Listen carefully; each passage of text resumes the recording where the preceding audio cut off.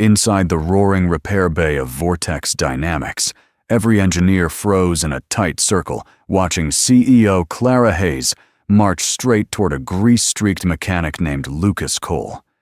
She crossed her arms, her smile cold and sharp.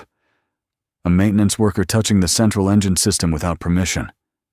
A few quiet laughs rippled through the crowd. Lucas said nothing. He stood there calm in a way that made the silence uncomfortable. No one in that room understood what they were really looking at, and no one expected what would happen the moment he walked out the door. The morning Lucas Cole walked into Vortex Dynamics, no one looked twice at him. He moved the way he always did, with the quiet weight of a man who had nothing left to prove and no reason to make noise about it. His coveralls were faded at the elbows. His hands were already streaked with old grease that no soap had ever fully removed. He nodded to the guard at the lower gate, signed the same clipboard he had signed for 2 years, and disappeared into the maintenance wing where the engineers above the 7th floor never bothered to look. To the people who ran the company, he was a name on a payroll line. A maintenance technician on the lowest tier, working the night shifts. No one wanted fixing the broken air compressors and the leaking coolant lines that the senior engineers refused to crawl under. He kept to himself. He ate his lunch alone behind the spare parts bay. He read engineering journals during his breaks, but no one ever asked him why. In a building full of people chasing recognition, Lucas was the one man who seemed to want none of it. Vortex Dynamics had been the loudest name in American motorsport for nearly 2 decades. Every weekend, somewhere on a televised circuit, one of their cars carried the company's gold and black emblem across a finish line. The board called it a legacy. The public called it dominance. Inside the building, however, the legacy was a pressure cooker, and the woman holding the lid down was Clara Hayes. Clara had taken the CEO chair at 34, younger than any executive the board had ever appointed. She wore tailored suits the color of slate, kept her hair pulled back tight, and walked through the engineering floors like she was inspecting a battlefield. She had inherited the company from a father who had built it from nothing, and she carried that inheritance like a debt. Every quarter, the racing world watched to see if she would stumble. Every quarter, she made sure she did not.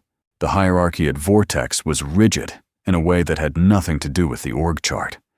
The senior engineers wore white shirts and blue badges. The junior engineers wore gray.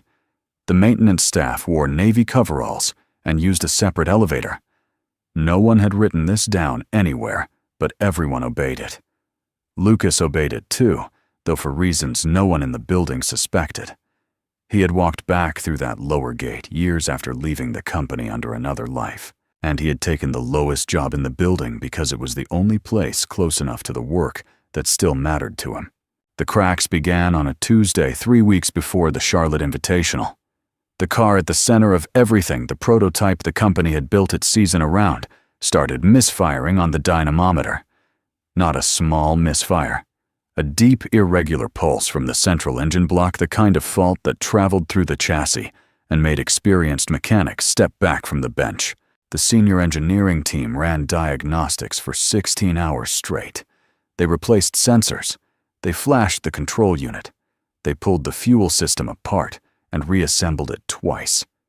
The fault came back every time in a different place with a different signature, as if the engine itself were refusing to be understood. By the second day, the team led a man named Gregory Hart was sweating through his shirt. Clara called in the international consultants. 2 of them flew in from Stuttgart. 1 came down from Detroit. They wore the kind of confidence that came with white papers and patent numbers, and they spent 4 days in the clean bay arguing with each other in 3 accents.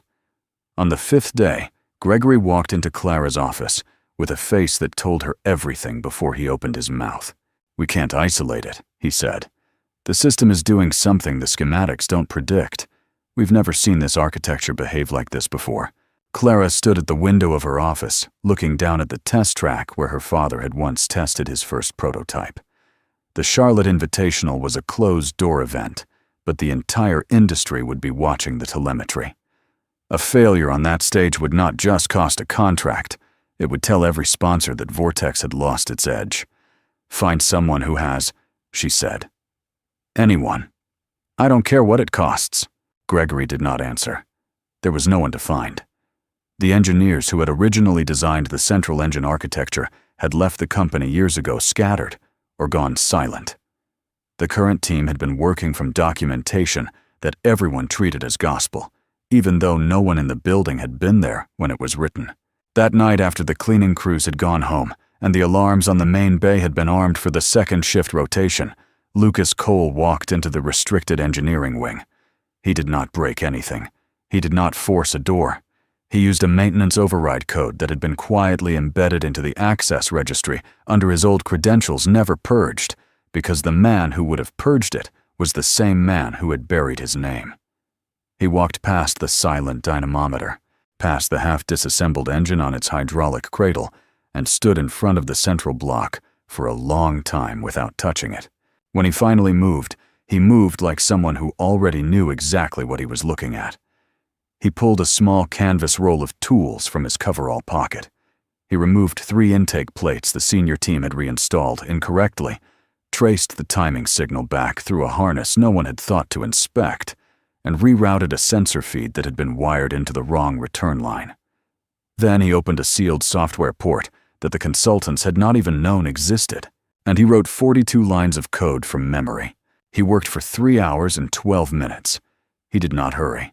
He did not look up at the cameras because he already knew which ones still worked and which ones had been disabled during the last security upgrade.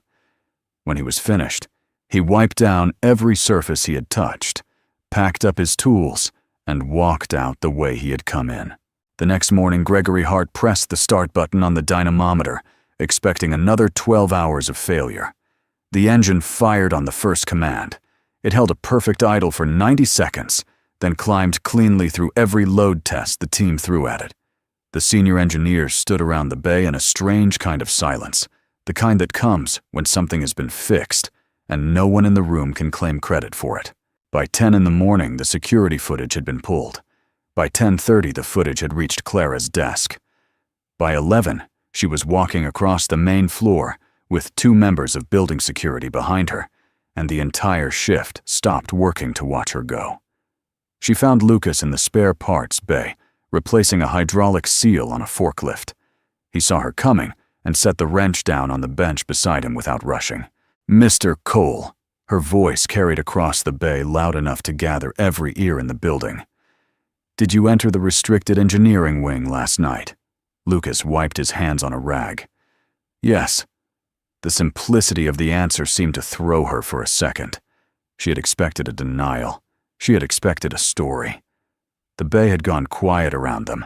Engineers were drifting in from the corridor, pretending to look for tools, pretending not to listen. "And did you," Clara said each word cut clean, "modify the central engine system?" "I did." A short laugh came from somewhere in the back of the crowd. Gregory Hart had appeared at the edge of the group, arms folded, mouth tight. Clara took a step closer to Lucas and looked up at him. He was taller than she was, but he stood with his shoulders relaxed, as if the entire scene were happening to someone else. "A maintenance worker," she said, "touching the central engine system without permission." "Yes," Lucas said. "Do you understand?" she went on. "The legal exposure you have created for this company, the protocols you have violated, the careers you have insulted." Lucas looked at her for a long moment.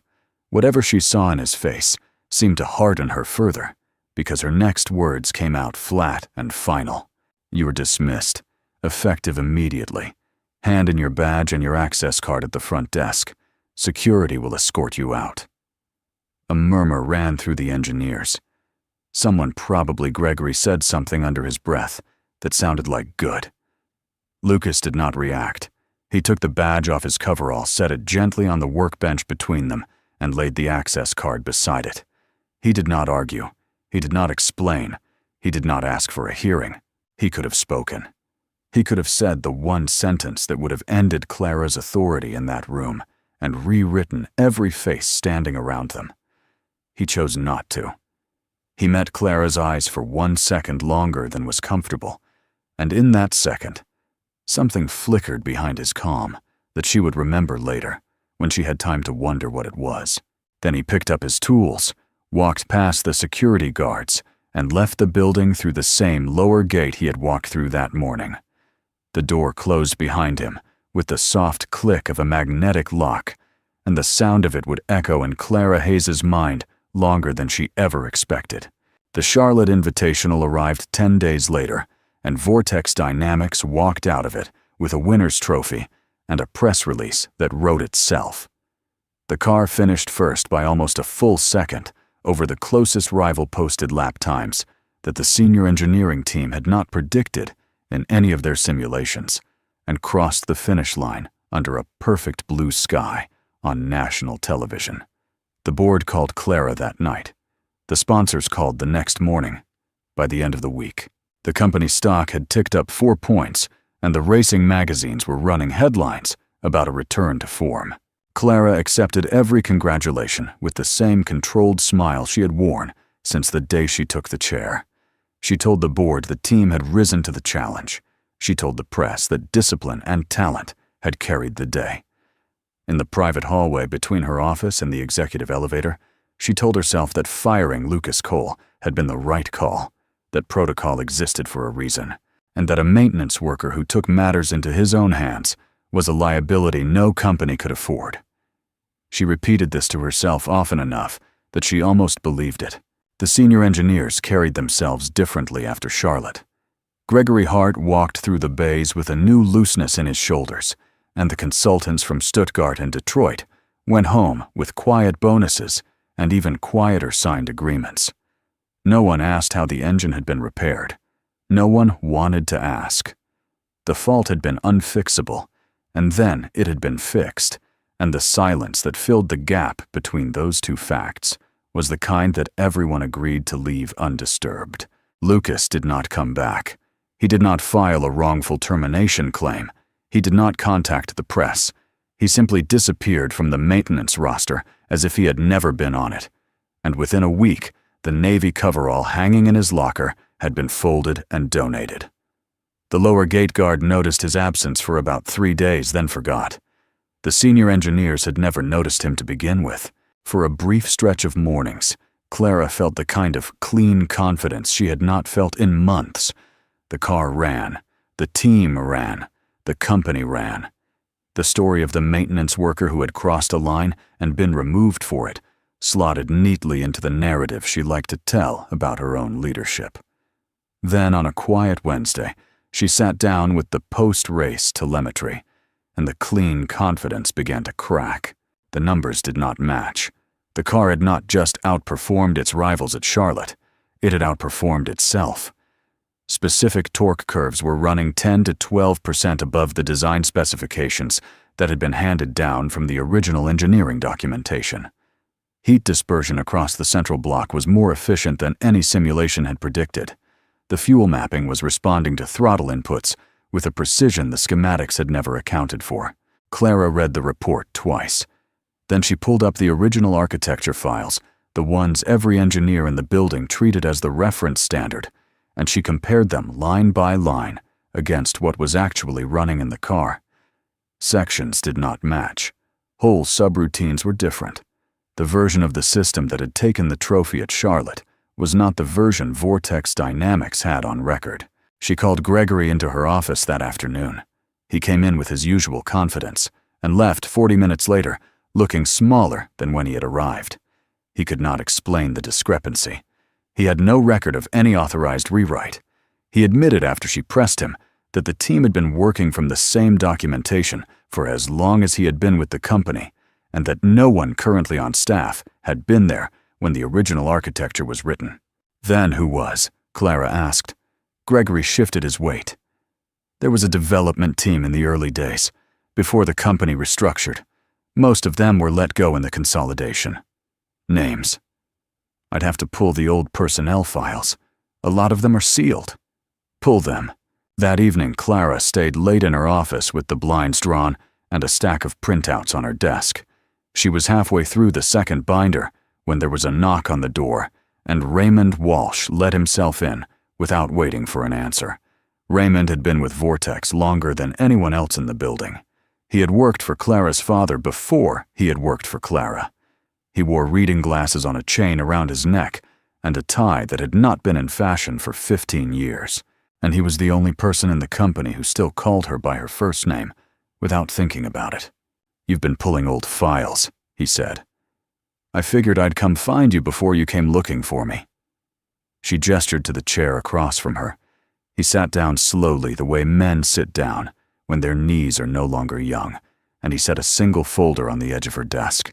The folder was brown and worn at the corners, and the label on it had been written by hand in a script she did not recognize. There was an original architecture, Raymond said, before the one in your reference files. It was the first real engine system this company ever produced. Your father commissioned it personally. The man who built it was a young engineer no one had heard of before, and no one heard of after. He worked on it for almost 2 years alone for most of that time, and when it was finished, it was the cleanest piece of design work I had ever seen come out of this building. Clara waited. Raymond did not look at her. He looked at the folder on the desk between them. "He left the company," Raymond went on. Quietly. "I never got the full story. The version that went around the senior floor was that there was a dispute over credit, and that he walked away from it. After he left, the architecture went through let's call it a transition.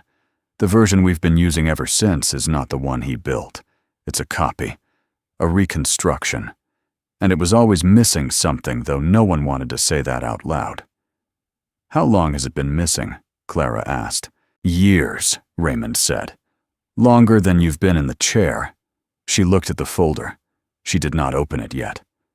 "Why are you telling me this now?" "Because Charlotte didn't run on the reconstruction," he said. "I've been in this business too long not to recognize the difference. Whatever fixed that engine 3 weeks ago was not the system in our files. It was the system underneath it. Somebody put it back." Clara opened the folder.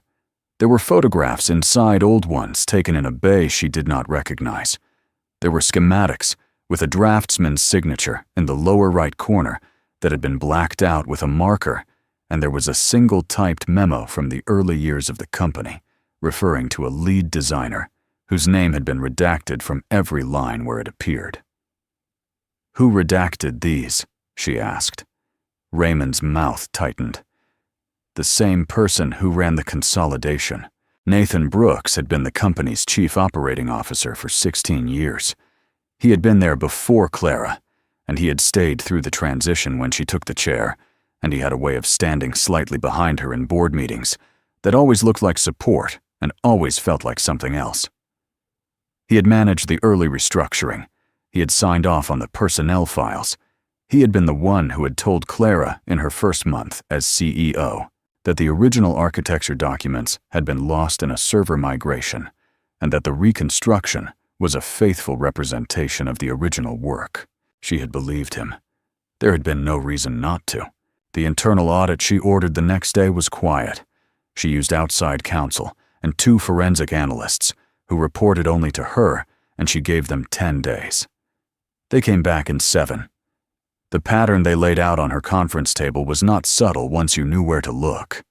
Nathan had not just buried the original designer's name. He had restructured the company's intellectual property registry around the reconstruction, claiming derivative authorship for a team of engineers who had never touched the original work. He had signed contracts, licensed components, and built sponsorship deals on the foundation of a design that had been quietly stripped of its creator. The reconstruction was not just incomplete, it was structurally compromised in places the senior team had never identified, because the senior team had never been told there was an original to compare it to. The Charlotte engine had been the first one in years to actually run the way the original architecture had been designed to run, and the only reason it had run that way was because someone had broken into the restricted bay and put the missing pieces back. Clara sat alone in her office that night, with the audit on her desk and the folder Raymond had given her open beside it. She read the redacted memo again. She read the photographs. She matched the draftsman's signature against a scanned employment record from the early years of the company, one that the audit team had recovered from an archived backup Nathan had never thought to wipe. The signature matched a name. The name matched a personnel photograph.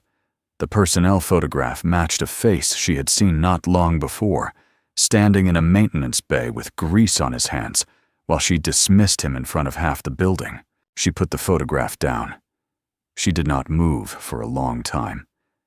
The silence in the office had a shape to it now, and the shape was the size of a single clean mistake. The man who had built the foundation of the company she ran was the same man she had fired for touching it.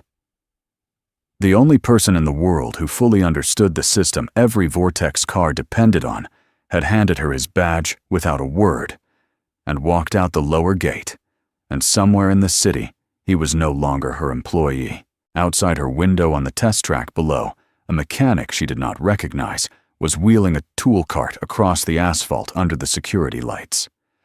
Clara watched him go, and for the first time since she had taken the chair, she understood that something her father had built was about to break, and that the only hands that could hold it together were hands she had already pushed away.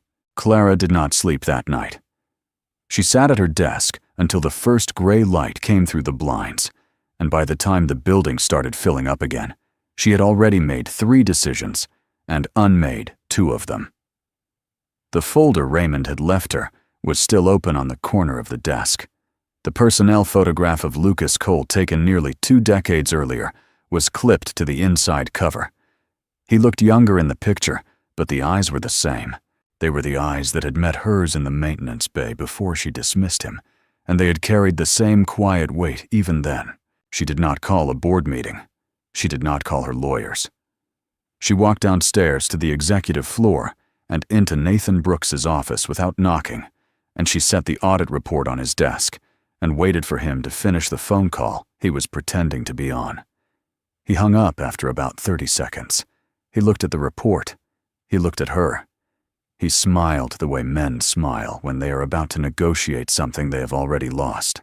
"Clara," he said, "whatever this is, we should talk about it privately." "It is private," she said. "It's just you and me.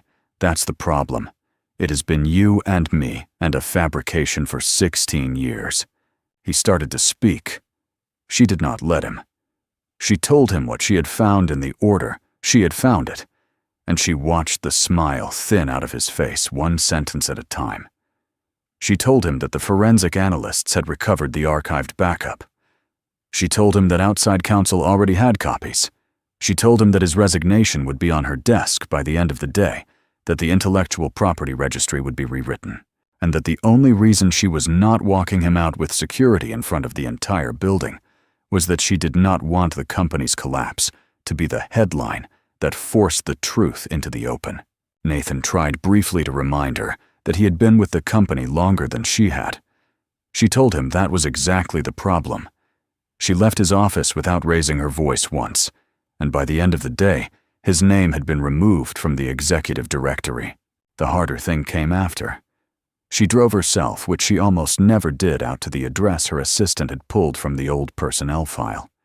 It was a small house on a narrow street in a neighborhood that had not changed in 30 years, with a detached garage at the back and a driveway that needed repaving. There was an older sedan parked at the curb. There was a light on in the garage. She sat in her car for almost 10 minutes before she got out. The garage door was halfway open.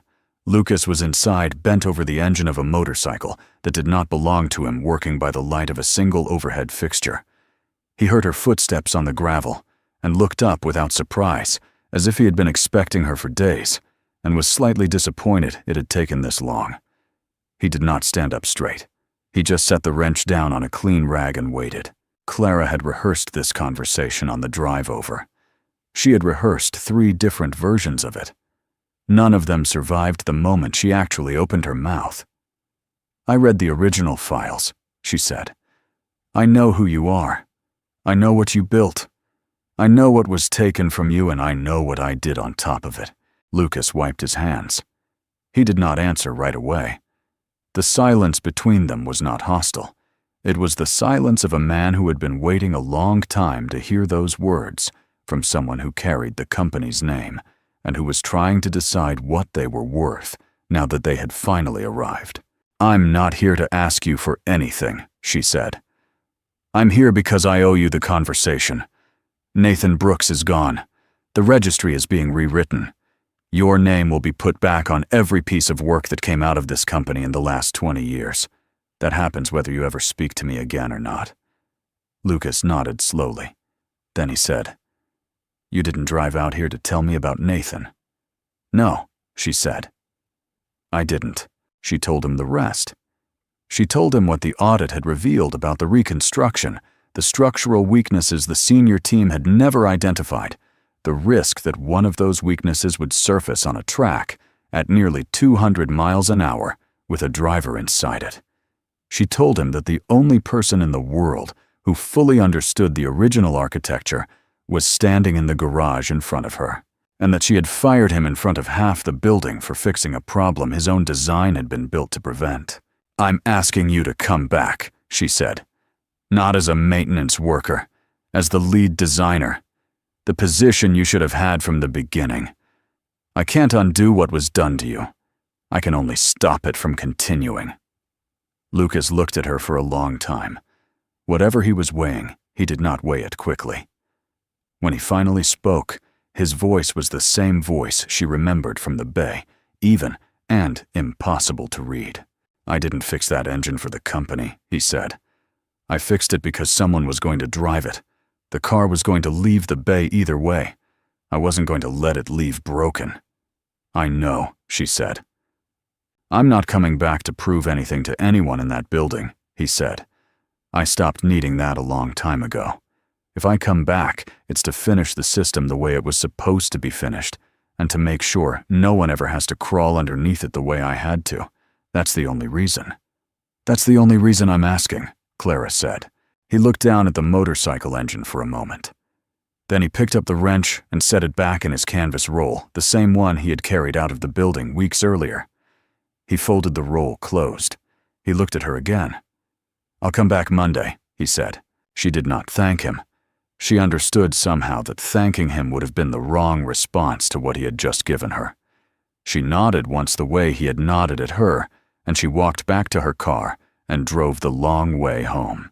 Lucas walked through the lower gate of Vortex Dynamics on Monday morning, at the same time he had always walked through it, and the guard who had forgotten him weeks earlier almost dropped his clipboard. The navy coverall was gone. He wore a plain gray shirt and dark pants, and his tools were over his shoulder, and the badge clipped to his belt was a new one with a title on it that no one in the maintenance wing had ever seen before. He took the engineer's elevator. He went to the floor he had never been allowed on. He walked into the design room where Gregory Hart was already waiting for him with an expression that had not yet decided what it wanted to be. Clara made the announcement at 10 that morning. She did it on the main floor, with every shift present the same way Lucas's dismissal had been carried out. She told the company what had happened. She told them about the original architecture and the reconstruction. She told them about Nathan Brooks. She told them plainly, and without softening it, that she had fired the man who had built the foundation of every car they were proud of, that she had been wrong to do it, and that she was asking them to learn alongside her from the system the way it had always been meant to be. Some of the senior engineers did not take it well at first. Gregory took it harder than most. But Lucas did not come back to settle scores. He came back to teach. He spent the first month walking the senior team through the original architecture layer by layer, the way it had been designed to be understood. He answered every question. He did not flinch from the ones that were hostile. He retrained the whole engineering floor on the foundation they had been standing on without knowing it. And by the end of the second month, the bay had a different sound to it. Quieter. More precise. Clara changed too, though, more slowly. She started taking the lower elevator some mornings. She started eating her lunch in places where the maintenance staff could see her. She started asking questions in meetings instead of giving answers. And she started listening to the answers she got, especially the ones that came from people whose badges were a different color than hers. She remained sharp. She remained demanding. What she lost was the habit of mistaking her own certainty for the truth. On a quiet evening late in the season, She walked through the design room after the lights had been dimmed for the night, and she stopped at the bench where Lucas was working on the next generation of the central block. He looked up. Neither of them spoke. Then she nodded at the bench the way one craftsman nods at another, and she kept walking. He went back to his work. The system finally was being built right. The lesson the company learned that year was not about engines. It was about the mistake of measuring people by the badge they wore instead of the work they did. A title can be handed out in an afternoon. The understanding that holds a complicated machine together takes years, and it does not always live in the corner office. Clara Hayes had nearly lost a company by trusting the wrong men in the right suits, and she had nearly destroyed the man who could save it because he chose not to wear one.